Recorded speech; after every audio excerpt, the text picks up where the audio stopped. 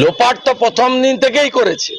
তড়িঘড়ি সুইসাইড বলে বাড়িতে খবর দেওয়া, ইউডি কেস চালু করা, এবং যারা আরজি করে স্টেক হোল্ডার নয়, সুশান্ত রায়, অভিজ্ঞদের ডেকে নিয়ে গিয়ে তদন্ত, আপনার প্রমাণ লোপাটের চেষ্টা, তারপরে রিনোভেশনের নামে ঘর ভাঙচুর করা, সবই তো প্রথম দিন থেকে করা হচ্ছে।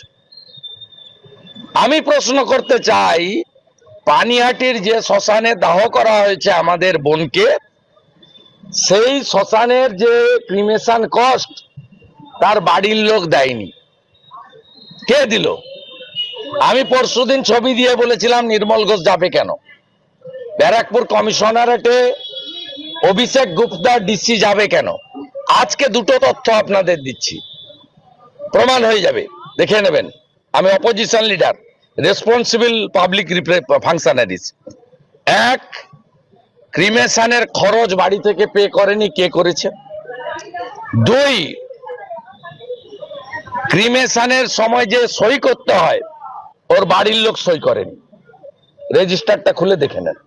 আমাদের ভিডিওগুলি ভালো লাগলে লাইক করুন, শেয়ার করুন, সাবস্ক্রাইব করুন আর সবার আগে ভিডিওটি পেতে বেল আইকন প্রেস করুন।